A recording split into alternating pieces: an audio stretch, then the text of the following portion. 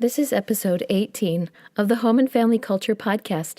I'm Jody Chafee, and in this episode, I interviewed MJ DeMarco, author and entrepreneur.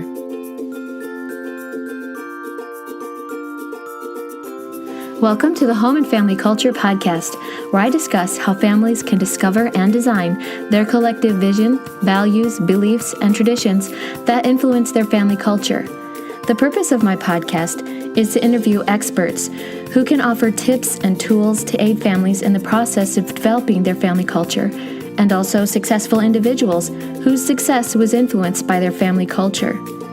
For more information or to subscribe, go to homeandfamilyculture.com, or you can find me on Instagram, Facebook, and Pinterest at Family Culture Podcast, and on Twitter at _Family Culture. You can tune in on my site or on the variety of podcast broadcasting apps like iTunes, Stitcher, Podbean, TuneIn Radio, and even on YouTube. Just search Home and Family Culture with the ampersand between home and family culture. Please remember to like, comment, share, and rate on whatever medium you choose. I would love to hear from you.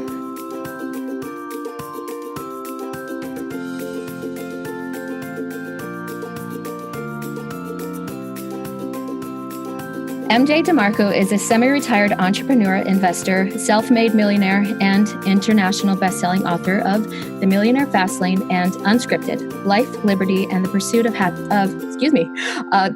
of Entrepreneurship. Gotcha.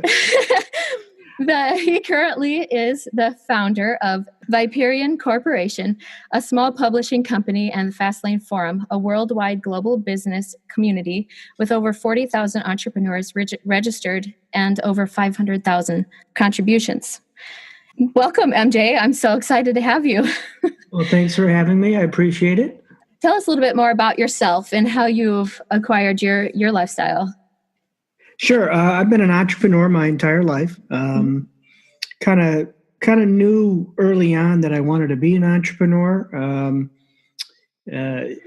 Actually, the entire thing was spurred on when I was 13, 14 years old, when I saw a Lamborghini parked outside an ice cream store, and I was curious on what the guy did, what the driver of the car did, and he was a young guy.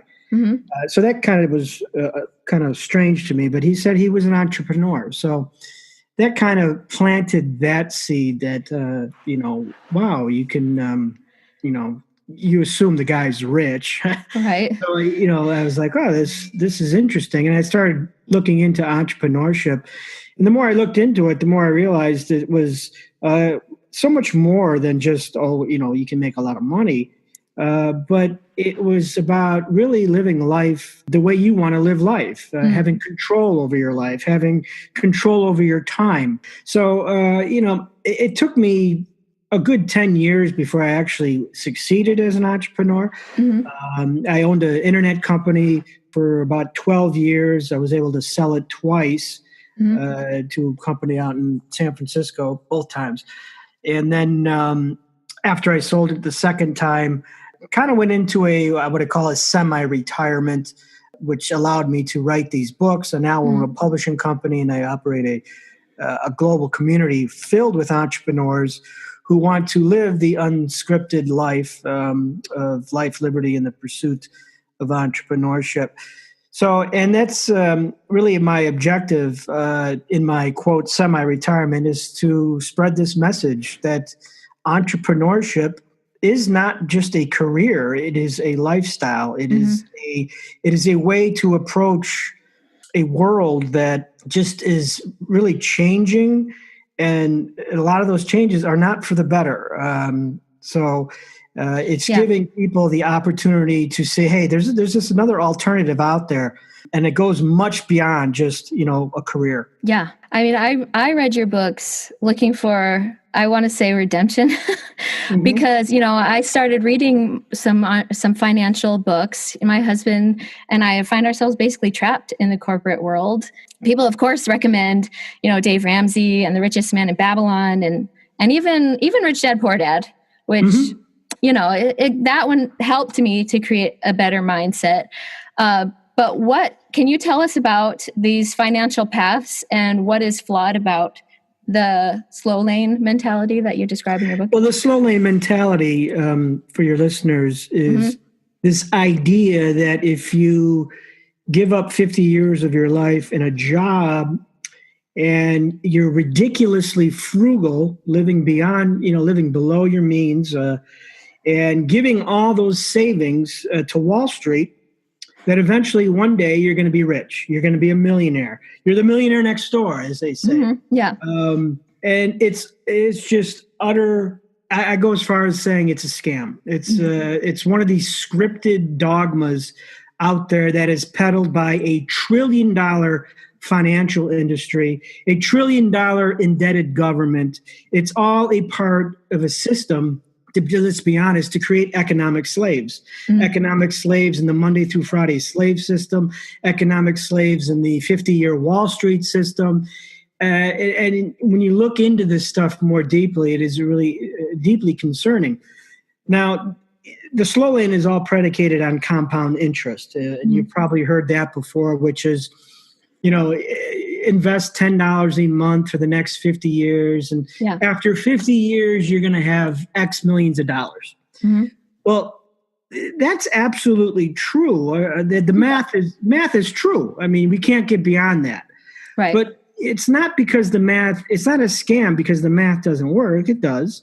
Yeah. It's because the application of it is not put into the proper context of inflation, reckless government spending, which has not ceased and will never cease, and a limited lifespan, and as a variety of other factors, including, are you going to have a job for 50 years? So when they say, oh, you'll have, $2 million by the time you're 65 years old. Well, is that $2 million? Is that going to be enough to buy a Chevy? Is it going to be enough to pay the rent for that? I mean, we don't know. Yeah. So, and all these compound interest calculations are always based upon an asset class. An asset class has to have an interest rate. An asset class says basically that it will grow 5%, 6%, 7%. So the risk-free rate of the asset class that should be used is the 3-month Treasury, which currently pays about 0.002%. So that's the risk-free rate. So the whole objective here is for you to take risk. Yeah. And that means that's where Wall Street comes in. So, I mean, this is an entirely different book I could write about, but my objective here is to say, there's another way to do this, and that's not to trade away 50 years of your life in hopes to have a nice retirement at 65. My favorite saying is the greatest con of humanity is going to school Monday through Friday for 18 years so you can have the privilege of going to work Monday through Friday for the next 50. Yeah. And that's essentially what the scripted system is teaching everyone. Yeah.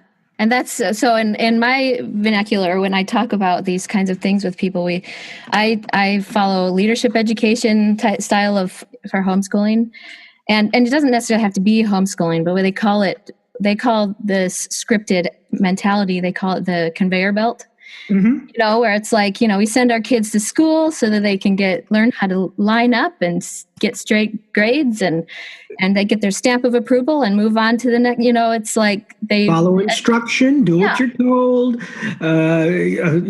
sign up for that 401k because, here's what's going to, here's how it works. And you just be diligent. See, the problem is if you're diligent for the 50 years and you find out that it doesn't work because the government was reckless or inflation went crazy, or the economy bombed out and you didn't have a job or you get sick, there's no do-overs because those 50 years are gone and you have limited life left. Yeah. I mean, I have to admit, when I first started reading your book about the sidewalk and the slow lane, I was kind of in tears. I'm like, oh, it's so true. And what, this is the life we've subscribed ourselves to. And it was very eye-opening. It was kind of heartbreaking, but it was also very eye-opening.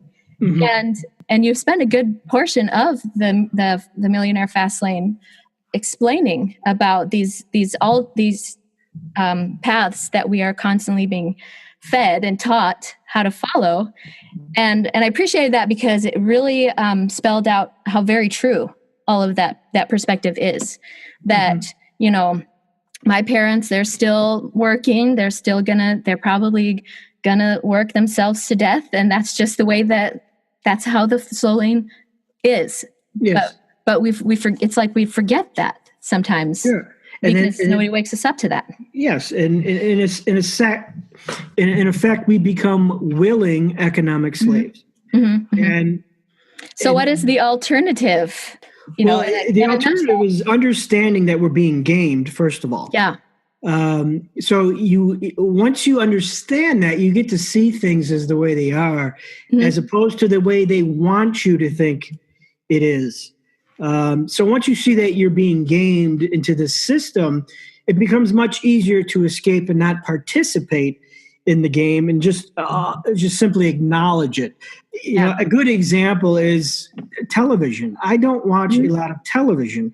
So when there's people talking about, HBO killed some character, and I don't give a I'm sorry about the language, but I don't care. Some football team lost in the fourth quarter. See, that's a scripted obedience tool because we have to assuage ourselves from the system that we've pretty much subscribed to and said and resigned ourselves to. So that's why TV is so important, because people need to assuage the fact that they resigned the fact that their dream is dead. They're just not buried yet, but their dream has been dead since they graduated college or since they've been put into the system.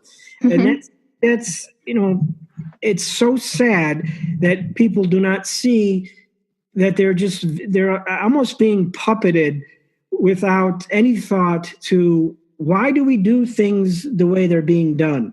They don't question it. They don't, like Monday through Friday. Monday through Friday is a human construct. Yeah.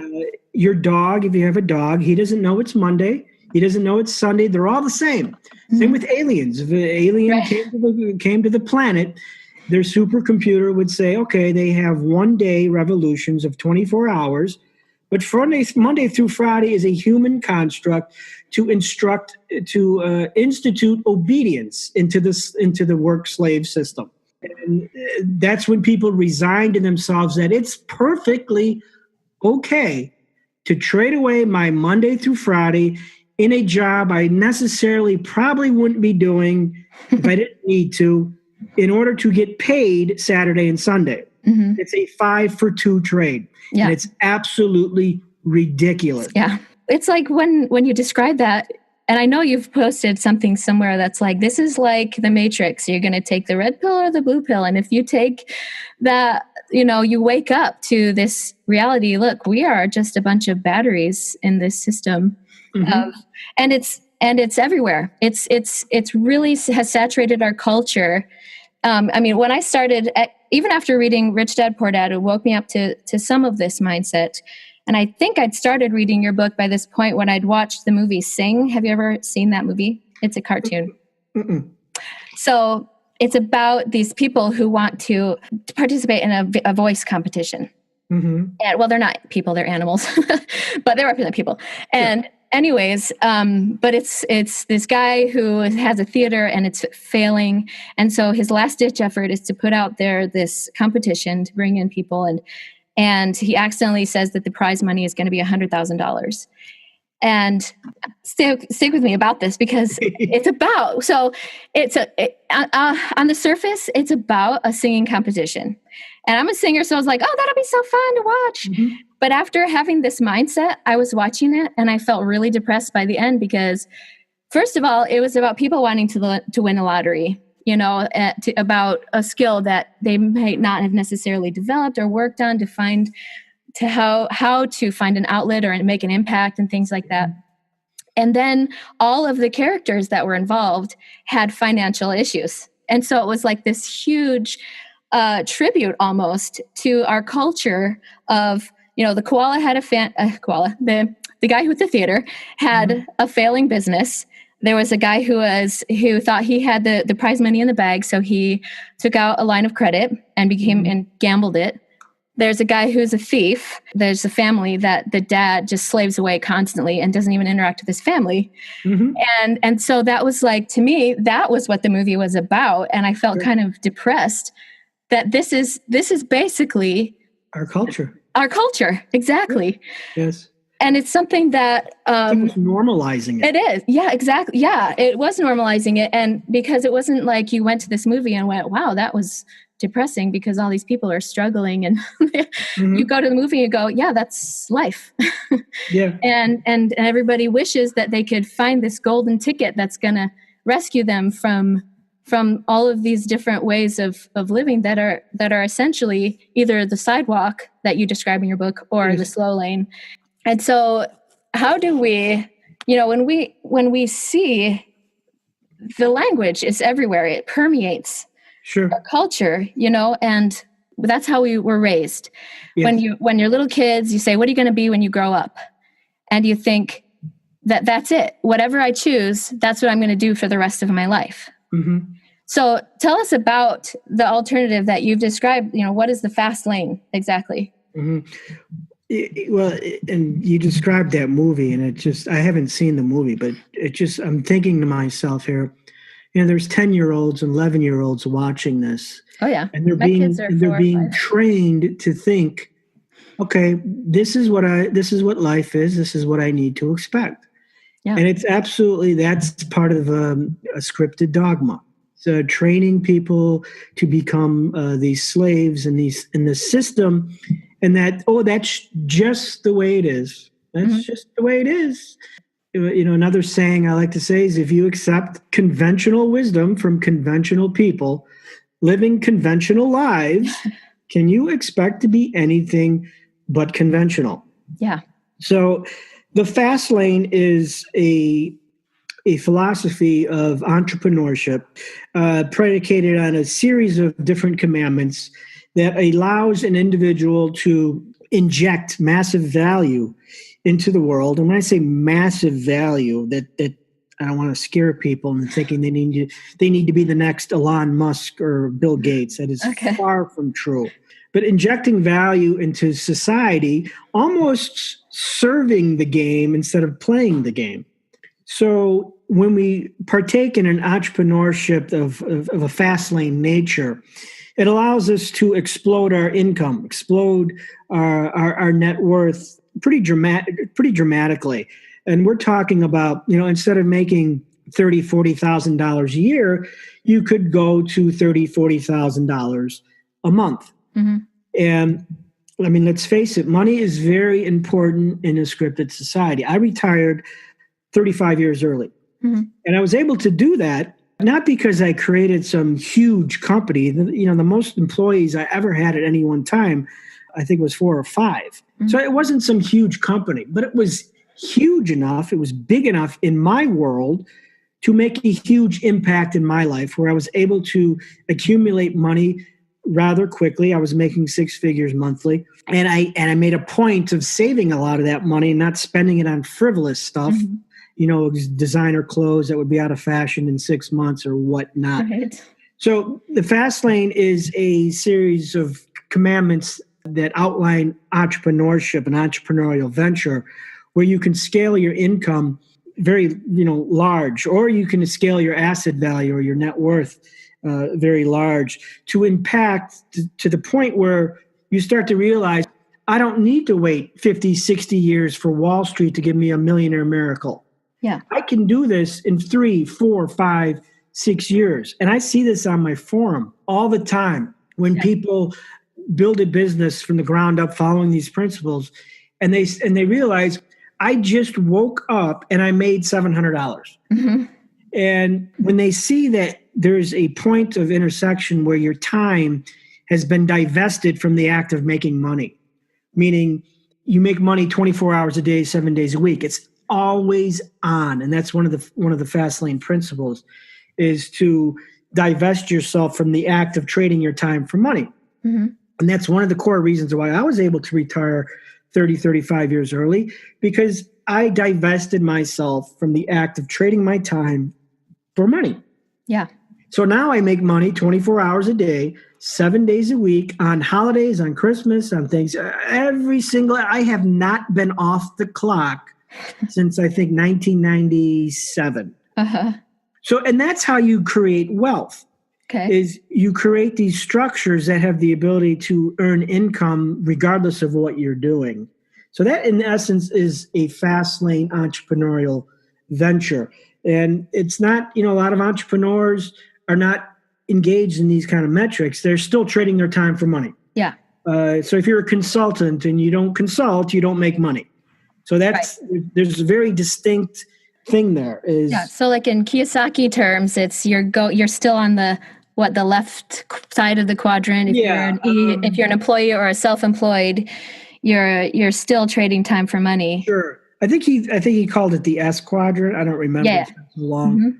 Yeah. So that's one of the core elements of a fast lane system is it's called the commandment of time. Uh-huh. And that's when you create something that is separate from your time. And a good example is right here. I'm doing this podcast with you, and I will cost an hour of my life, but I enjoy doing it because I'm spreading my word. Mm-hmm. But after I'm done here, this message will continue to resonate.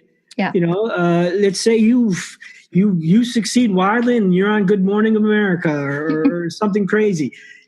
All of a sudden, this work I did a long time ago is still out there. It's still generating. It's still spreading my message, and so that's where I invest my time.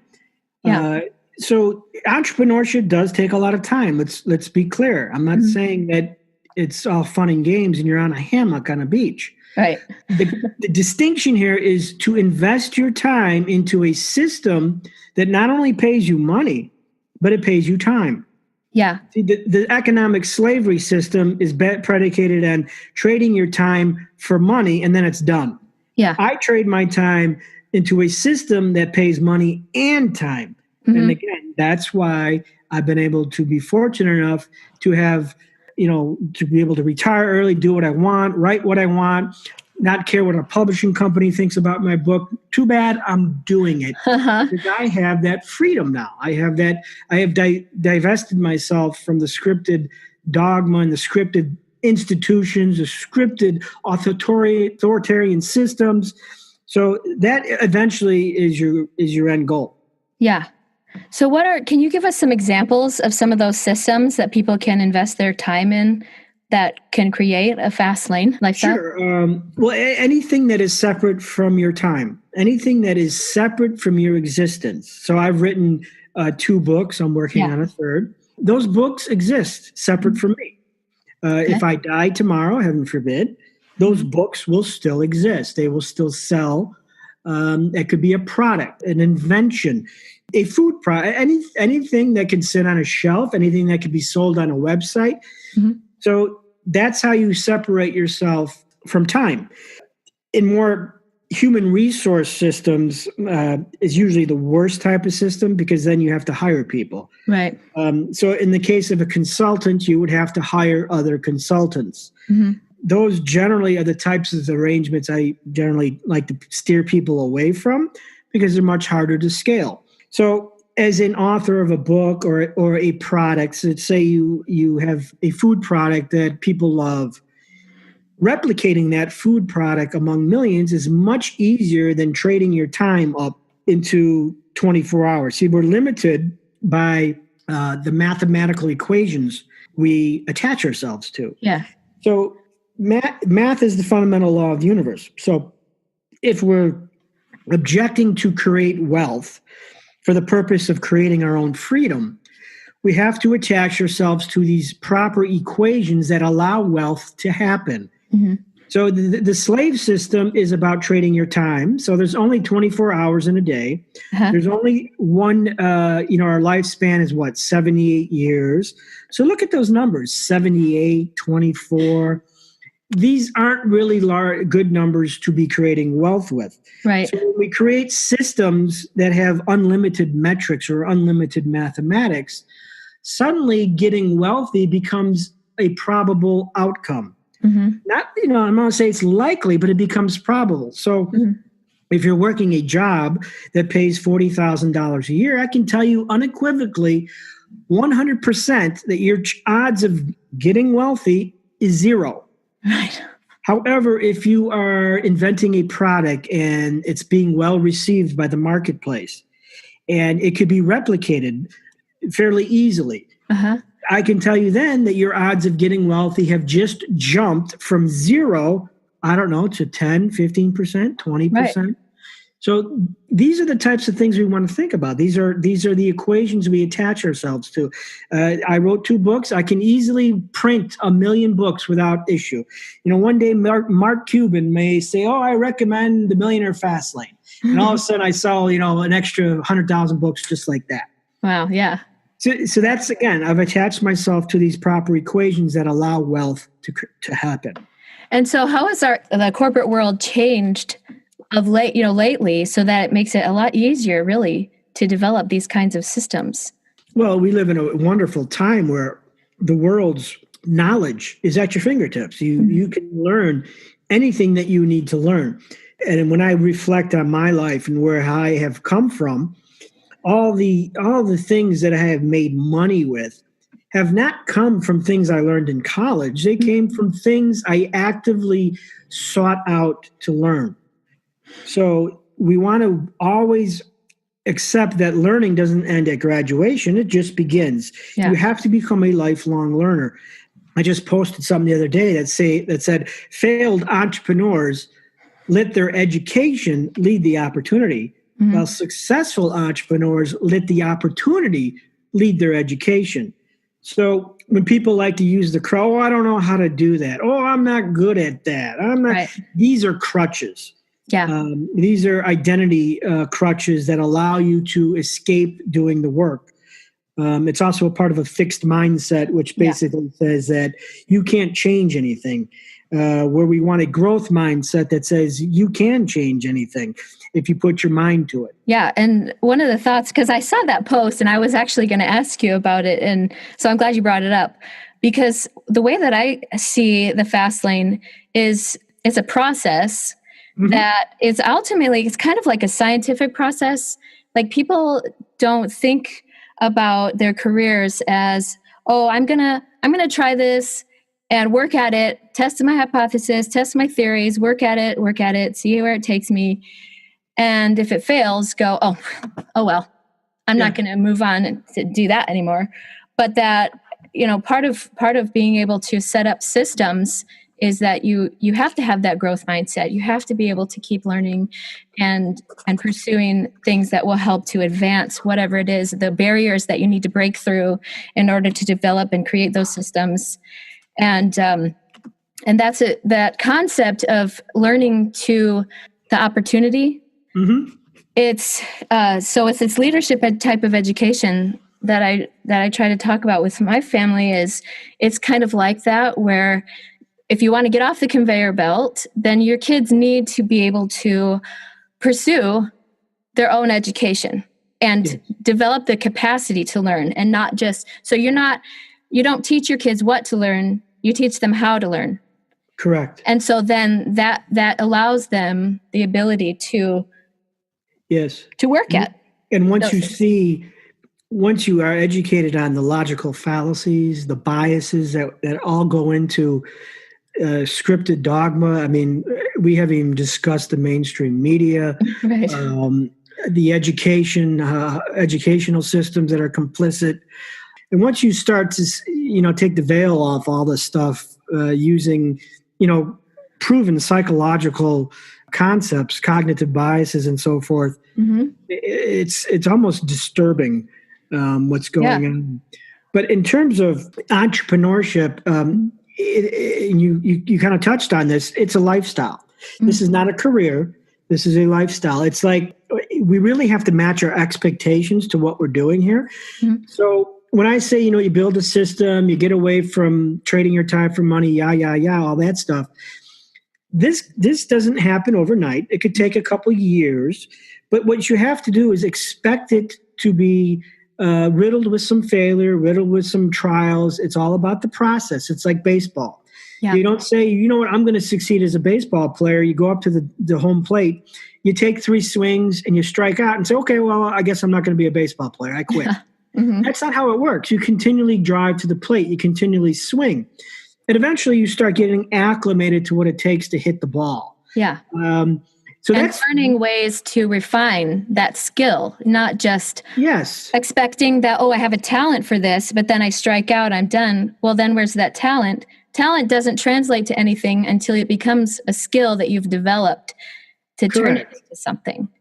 Yeah, and you even mentioned this before is, with your podcast here, you're relatively new at it.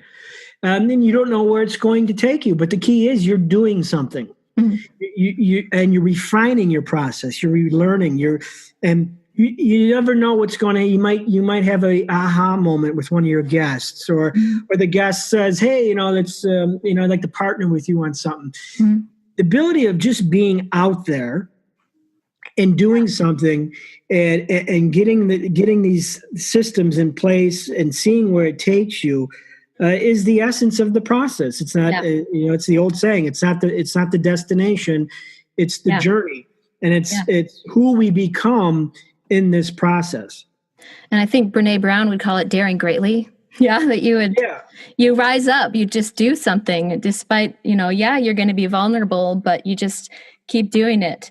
And also this idea you talk about a lot in your book, that it all comes back to making an impact. Although the title of your book is The Millionaire Fast Lane, mm-hmm. and people are like, oh, millionaire, this is a get rich thing. It's not about getting rich quick if you aren't willing to go through the process of making an impact, creating a system that makes a difference, and something that I've my brother and I, we think about entrepreneurial stuff all the time, and his wife is like, what's the big deal? Why you keep hanging up on this? And I was thinking about it, and it's something that is mine, and I'm able to create it mm-hmm. and put it out into the world. And that can be scary because there's a lot of trolls out there that want to put you down, and sitting out in the arena, not inside the arena, but out in the stands, saying, oh, what are you doing?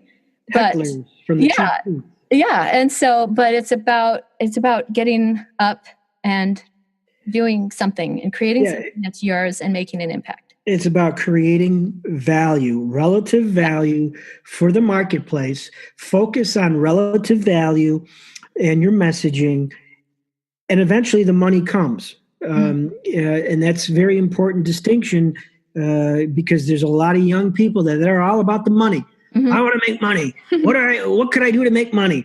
And instantly I tell them, you have it all backwards, son. Yeah. It's not about money. It's about creating relative value, injecting an impact into the world, and eventually the money will come. And the ultimate pinnacle of Unscripted, that's my second book, mm-hmm. is to free yourself from the binds of authority, the binds mm-hmm. of money, the binds of financial encumbrance. And I can't tell you how wonderful it is to be able to go through life and really do what you want to do and not really have to worry about money. And that's kind of been the two frameworks of how I've written my book. Is a lot of publishers wouldn't publish my book because they're kind of all over the place. They're very broad based. Mm-hmm. So a publisher would say, oh, no, we don't want to publish that. Well, I can say, F you, I'm publishing it. Because I'm unscripted. Mm-hmm. I can do what I want. And this is, so if you have a long-term vision, say you want to, you have a dog rescue, you want to, help underprivileged youth, you want to, whatever it is, this could be the conduit to that, because it's very hard to make a difference in life when you can't even put food on the table. Yeah. So when you get to put yourself in a position, this is why Elon Musk is diving into all kinds of crazy stuff, mm-hmm. because money is no longer an issue. And that's where you can make the greatest impact. A lot of entrepreneurs, when they make a huge fortune, they go on and do some really weird stuff, some charitable stuff. It's because they know now they can make a difference. Yeah. So that is the ultimate long game view of unscripted fast lane entrepreneurship, is for us to put ourselves in a position to make a difference in something that's important to us. And it could be anything to anybody. That's not the point of this. Right. So when we talk about this in the context of raising our kids, and they are constantly being berated by this message, how can we help our kids to recognize the messages and help them to shape their goals around being more entrepreneurial, more unscripted? Well, it depends on the individual. There are a lot of people who are perfectly fine with the system and being involved in the system. It's like that old Matrix movie where the guy with the stake, he's like, I want to be put back in the Matrix. So there are a lot of people like that. So the best we can do is just education, is train them to see the system and how it works. And you do that by educating them on the biases, the cognitive biases that are everywhere, the logical fallacies that are being used by politicians on both sides of the aisle. The government uses it, the mainstream media uses it. Once you get to see how the system works and you start to pierce the veil, it's much easier to convince somebody, or not convince somebody, but to open their eyes to, you know what, I don't want to be a part of this. My life is more important than a stupid baseball game that I'm going to bribe myself with because I hate my Monday through Friday. So it's all about education and having them see both sides, having them be able to ascertain the data instead of putting them in the scripted echo chamber of this is the way it is, this is how it's done, and anything out of this deviation is you're an outcast. Right. Well, and times are changing so much. There are people who work that in Microsoft or whatever don't even have a college degree because they've been able to self-educate themselves to those fields and things. And so, you know, when I was reading your book and I was thinking about my own college education, it was like, I think growing up, I believed that college was this golden ticket to life. Yeah. It was an end rather than a means to an end. And so I never, if I were to go back and do it all over again, I would probably, do things that develop myself. When you talk about the process, creating value, it's not even just about the whatever system you're creating, because it's also about yourself and the value that you as a person are developing and creating with your experience, with your education. And if I could go back and do it again, I would have studied things that would have not made college the end, but just a means to an end where, okay, I prepared myself and I've been able to, if I did want to go to college, that's just something to check off my list of, I've developed this skill already, and college is just to refine it. You're the CEO of your life. And the problem nowadays, college was the golden ticket 30 years ago. Now it's part of the scripted machine where we're educating our kids. First of all, we're throwing them into debt, 6 figures in debt, to have a college degree that has no marketable skill whatsoever in the marketplace. So that makes economic slaves. Yeah. And again, this is where we have to educate our kids that, I want to go to school and become an art history major. Well, great. That's what you want to do. You're going to become part of the system, because I can guarantee you there's probably no jobs in art history that's going to pay your debt.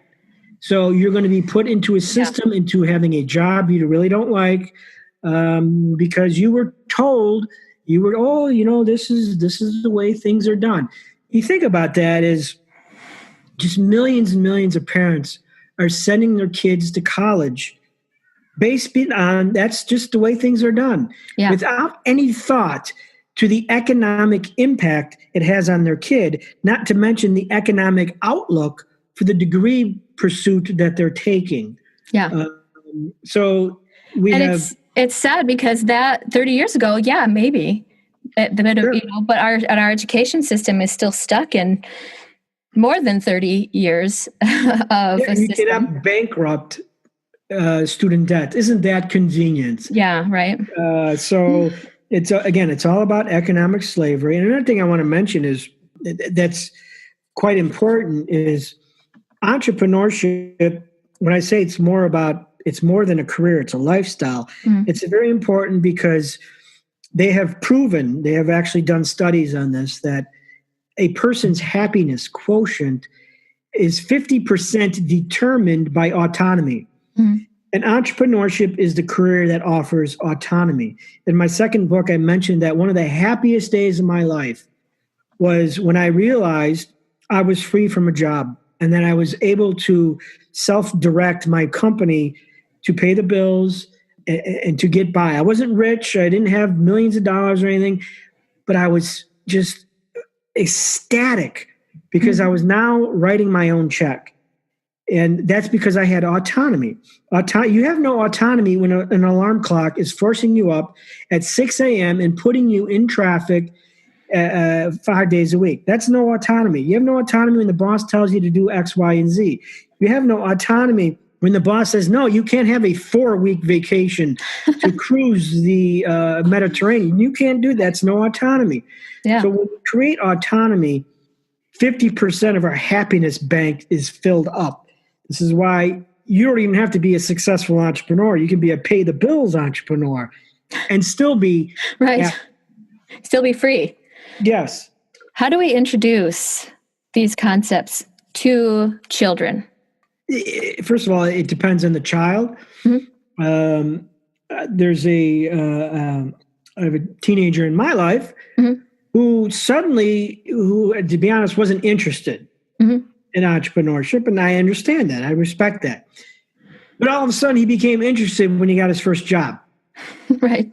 And his first job wasn't something he particularly, in fact, he hated it. Mm-hmm. And he had a boss he didn't like. And all of a sudden, he's interested. Right. Oh, really? See, so I think that is one of the things that I did appreciate about Rich Dad, Poor Dad. If you've read that, it's like he starts out, his rich dad says, okay, I want you to work for me for next to nothing. And after a few weeks, Robert's like, I hate this. And he's like, okay, now you've gotten a taste of what it's like to be employed, And so, I mean, it's kind of hard to think of how do we give our kids that taste, early on, so that, because really the earlier the better, if they get a taste of what it's like. Again, it comes down to education and expectation. Right. And the saying I like to say is, people don't want to be told the fire is hot. Yeah. They need to feel the burn. Yeah. And so, unfortunately, with a lot of children, young adults, I should say, that becomes the norm. Is they do not know what it's like to be in a job that they absolutely hate, to go on to the Obamacare exchange and see that your health insurance is going to be $1,900 a month because, that's the law that they passed. And that's what it is in Arizona. As an an entrepreneur who does not have normal employment, that's what it is. So once you get into the system, it becomes much easier to want to be open and receptive to the escapes. So with my podcast, one of the things that we do talk about is, this idea that your family culture is what you default to. It's your norms. It's what you are used to doing. And one of the reasons why, I want to talk to you and other people who want to disrupt these norms a little bit is so that people can really analyze and evaluate what are those norms, what is their default beliefs that they have, to analyze them, figure out what is working, what's not working, and to set a new course for their family. And are they beliefs or are they facts? Monday through Friday is a belief system. Right. That's a belief system. And no one says you don't have to work on Monday. That's a societal construct. Mm-hmm. And as I've been an entrepreneur for 20, 25 years, there are days when I don't even know it's Thursday. I go through the entire day And I'll be like, gee, traffic is a little heavier today, and it's only 2:00. And then I realize it's Friday. It's not Thursday, it's Friday. Right. So that's when you truly get out of the system, when you realize that all the days, they feel the same and they feel great. Yeah. I'm not waiting for Friday to feel great. Every day is great because, again, I have autonomy. I have choices. I can look in the store and say, I can buy that and not worry about it. I can write things that may be controversial or not very palatable and get away with it. Freedom. When I think about how we can influence our family culture, I think that it comes back to what we talked about of, keep studying, keep learning about this, keep finding a solution. I think, once you don't really get a taste for it until you've experienced that environment that you want to get out of. But if you find a conflict, you find a problem, then you need to search for a solution. And reading your books, reading books about, we mentioned Mindset, and that's a book by Carol Dweck. That's a great book to read. Also, Grit by Angela Duckworth is an excellent book to read. That's something, you just, when you study those things, they become a part of your family narrative and the vision that you have for your family. The power to make choices, the power to analyze information and extract it from the biases that are being presented. So, it's very hard to look at both sides of an issue because they're always presented through the filter of bias. Right. The filter of the narrative they're trying to, promote, like, the chart that says, oh, here's what saving $50 a year for the next 50 years, what you could have after 50 years. And you look at the author of that wonderful chart, and it's JP Morgan Chase Asset Management. Okay. Right. Well, see, that's what I'm saying is you can still look at the information, but once you start looking at who is the purveyors of this information, it becomes easier to extract fact from fiction and really come to grasp what is going on around us. Can you think of, or do you know of any other books that kind of help with opening up our mindset about the biases or things like that can help teach our kids to come out of biases? There's a book by I think it's called You Are More Dumb by David McRaney, I think. Okay. Is his name. But he goes through a lot of these biases and being able to identify them when you're dealing with them and when you're actually partaking them in yourself. It makes it very easy to, dissect a debate. When people are throwing, ad hominem attacks at you, like, oh, he's a conspiracy theorist. That's an ad hominem attack, meaning you don't like my message, so you're going to label me some label. It's no different than label, oh, you're fat, so I don't agree with you. I mean, it's the same thing. Well, Monday through Friday, that's a conspiracy? No, it's a fact. That's a fact. Money is paper based on a belief. That's a fact. You are not free, even though you're told you're free. Take off your license plate, stop paying your taxes, see how free you are. Exit the country without a passport and try to come back in without it. See how free you are. So once you be able to see these biases in action, it becomes easier to have a conversation. It becomes easier to dissect fact from fiction. It becomes easier to debate haters. I mean, whatever you have there. So again, it all comes down to education, less the fallacies and biases that come into play. There's a couple of books that I can throw out there. There's two books called Dumbing Us Down and Weapons of Mass Instruction. Those are about how the education system is, turning our kids into robots and factory workers. Sure. And so those are a couple of books that are really. I got to write those down. I like the way they sound. What are they again? Dumbing Us Down and Weapons of Mass Instruction. Gatto is the author. Those are a couple of really good books. Anything that's by John Holt. He was an educator that they kind of call him the inventor of unschooling, which is basically this concept, not that school doesn't happen, but that education can happen anywhere. So, I mean, people hear the word unschool and they go, oh, well, I can't do that. My kids need to have school. Yeah. But it doesn't mean that. It means that if you spend the day at the zoo, your kids are learning. Or if you spend the day doing art projects, your kids are learning. That allows you to be able to teach your kids that you don't have to rely on a system. You don't have to rely on what other people are telling you what you're supposed to learn.